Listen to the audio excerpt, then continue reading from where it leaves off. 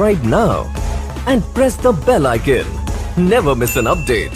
નમસ્કાર વિદ્યાર્થી મિત્રો, ધોરણ 12 વિજ્ઞાન પ્રવાહના વિદ્યાર્થીઓ માટે આજે આપણે પ્રાયોગિક પરીક્ષાના પ્રશ્નપત્રના પરિરૂપની વિગતવાર ચર્ચા કરવાના છીએ.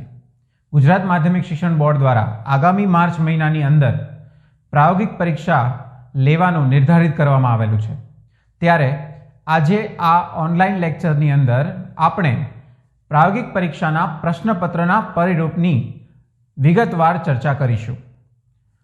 આજે ભૌતિક વિજ્ઞાન વિષયના પ્રાયોગિક માળખાની ચર્ચા અંતર્ગત આપણે વાત કરીએ તો માળખામાં કુલ 2 વિભાગ આપવામાં આવેલા છે, વિભાગ એ અને વિભાગ બી, જેમાંથી વિભાગ એ ની અંદર કુલ 7 પ્રયોગોનો સમાવેશ કરવામાં આવેલો છે અને વિભાગ બી ની અંદર કુલ 7 પ્રયોગોનો સમાવેશ કરવામાં આવેલો છે.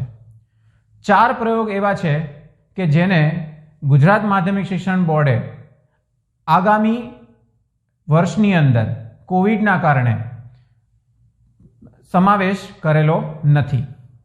તો પરિરૂપની જે વિગતવાર ચર્ચા છે એ અંતર્ગત એક પ્રયોગ વિભાગ એ માંથી પૂછવામાં આવશે અને બીજો પ્રયોગ વિભાગ બી માંથી પરીક્ષાની અંદર પૂછવામાં આવશે. દરેક પ્રયોગનું જે ગુણભાર છે એ 23 માર્ક્સનું છે. એટલે વિભાગ એ માંથી કોઈ પણ એક પ્રયોગ તમને પરીક્ષામાં પરીક્ષક દ્વારા પૂછવામાં આવી શકે છે અને એના 23 ગુણ રહેશે. આવી જ રીતે વિભાગ બી ના પ્રયોગોમાંથી કોઈ પણ એક પ્રયોગ તમને પરીક્ષામાં પરીક્ષક દ્વારા આપવામાં આવશે અને એના 23 ગુણ રહેશે.